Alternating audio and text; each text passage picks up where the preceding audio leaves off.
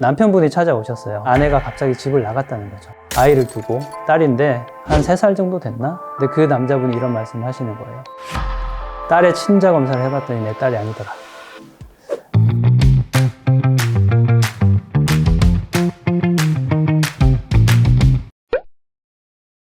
안녕하세요. 유튜브와 인스타에서 이혼의 세계로 활동하고 있는 법무법인 재현의 박희연, 김정세 변호사입니다.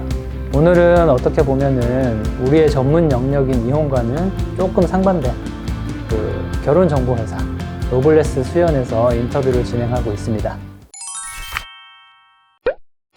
저희가 어찌 보면 이혼의 최전선에 있다 보니까 저희 주변은 항상 그 이혼 사건들로 가득하죠. 통계적으로 보면 이혼이 줄어들고 있다고는 해요. 과거에는 이제 부부가 협의 이혼해서 그들끼리 정리하는 경우가 많았다면 요즘에는 그런 경우라고 하더라도 이렇게 수면 위로 드러나는 경우는 조금 더 많아졌다고 생각을 합니다. 가장 적었던 분이 20대 초반이셨어요. 대학교에 입학하자마자 거기서 이제 만난 남자친구분하고 애를 임신하게 되셔가지고 바로 결혼을 하셨는데, 결혼하시자마자 이제 좀 상황이 안 좋아지셔가지고 이혼을 하셨던 분이라 가장 어렸던 기억이 나고요. 그리고 연세가 가장 많으셨던 분은 80대 노부부가 계셨어요. 혼인기간이 무려 60년이 되셨었는데 이제 남은 시간이라도 좀 자유롭고 행복하게 살고 싶다라고 하셔서 이혼을 진행을 하게 되셨던 기억이 납니다. 최단기간 이혼이라 하면 2달 채 안 되게 해서 이혼 신청부터 종결까지 됐던 사건이 가장 최단기간이었던 것 같고, 최장기간은 이거는 좀 이렇게 일반인 케이스는 아니었고 좀 유명인 분이셔가지고 대법원까지 갔던 사건이 있었는데 횟수로는 4년 차까지 진행을 했던 것 같아요. 저는 혼인기간으로 좀 말씀을 드려보고 싶은데, 혼인을 하자마자 이혼을 하겠다고 오신 분들이 계셨어요. 바로 협의혼 신청하고 한 달 뒤에 이혼을 했죠. 숙려기간이 한 달이니까. 그래서 이분들의 공식적인 혼인기간은 한 달이었어요. 가장 긴 혼인기간은 거의 한 50년 되신 이 사건은 재판부도 이 정도 사셨으면 그냥 남은 여생도 같이 사시는 게 어떻냐 이렇게 권유하실 정도로 혼인기간이 굉장히 길었죠. 있는 것 같아요. 명절 이후에 이혼이 급증한다 뭐 이런 얘기들 있잖아요. 실제로 명절이 지나고 나서라거나 아니면은 이런 휴가 기간이 지나고 나서 이랬을 때도 이혼 상담이 좀 많이 있는 것 같고요. 코로나 때 이혼 사건이 상당히 많았다라고 저는 좀 체감을 했어요. 같이 있는 시간이 어쩔 수 없이 많아지는 시간들이잖아요. 그러다 보니까 더 다툼도 많이 생기는 것 같고, 명절 이후에 상담들이 많아지는 건 명절 때 가족분들이 모이시잖아요. 좀 얘기를 나누고 이혼에 대한 진행을 좀 결정을 하시고 그렇게 하면서 오시는 분들이 많은 게 아닌가 생각을 합니다. 저는 이혼 사유 중에 이제 가스라이팅이라는 게 등장했다는 것이 좀 트렌드가 반영된 것 같아요. 아마도 당사자들이 내가 지금까지 당해왔던 게 가스라이팅이었구나 이렇게 깨닫고 그렇게 진행을 하시게 된 것 같아요. 저는 기억나는 게 하나 있는데, 이거 말씀드려도 되나 모르겠는데, 아내분이 찾아오셨는데 남편을 정말 못 견디겠다 하시는 거예요. 그래서 얘기를 들어봤는데, 남편분하고 항상 아침 식사를 같이 하시는데 아침 식사를 하시던 도중에 꼭 변이가 생기셔서 화장실을 가신대요. 그런데 그 집은 좀 협소한 집이어서 거실에만 화장실이 하나 있는 구조고, 근데 남편분은 꼭 문을 열어놓고 변을 보셔야 된다고 하시는 거예요. 그거를 계속 반복적으로 하다 보니까 정말 구역질이 나서 나는 더 이상 못 살겠다, 이런 이혼 사유를 제가 들어본 적이 있습니다.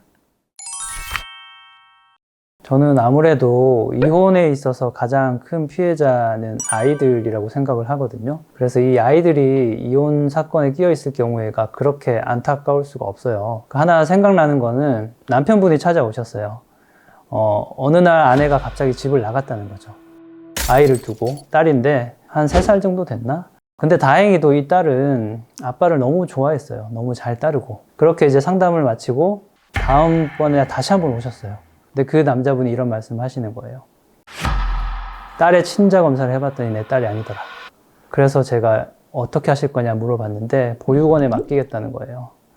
사실 그 이후로 어떻게 됐는지 제가 알 수는 없는데 그게 정말 너무 가슴 아프게 남아있어요.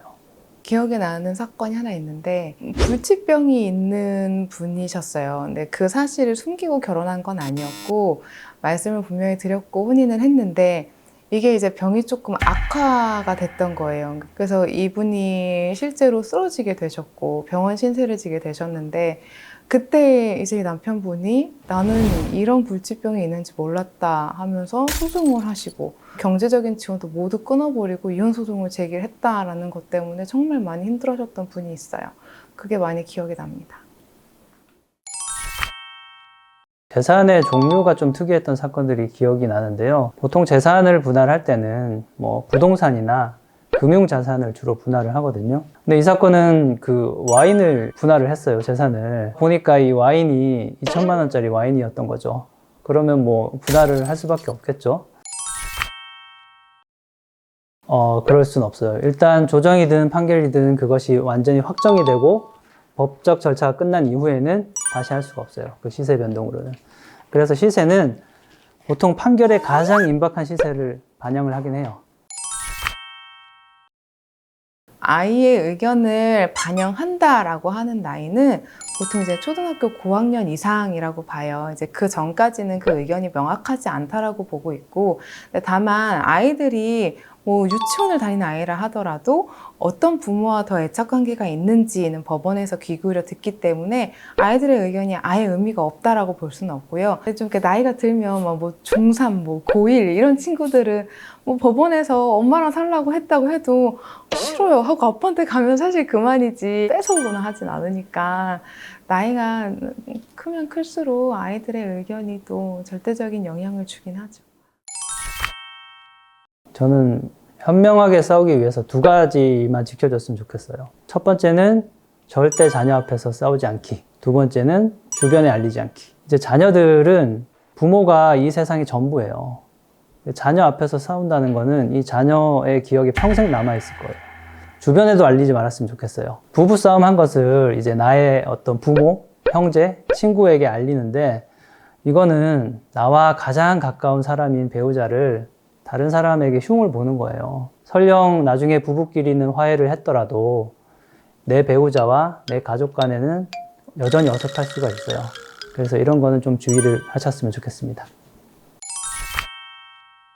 이혼을 할 수밖에 없는 상황이 오는 경우가 있어요. 그랬을 때에는 주저없이 이혼을 결심을 하시고 진행을 하시지만 그 전까지는 정말 많이 숙고해 보시고 이혼에 대해서 고민을 해 보셨으면 합니다.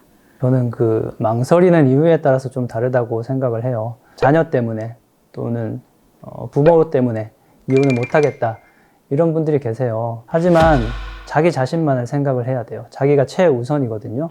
보면은 배우자한테 심각한 폭행을 당해왔으면서도 수십 년간 그 고통을 감내해오신 분들이 있어요. 그런데 본인은 그 당시에 이제 자녀를 위해 이런 선택을 한 게 최선이었겠지만 그 기간 동안 본인의 몸과 마음은 다칠 대로 다쳤고 그 본인의 지나간 수십 년의 인생을 누가 되돌려 줍니까?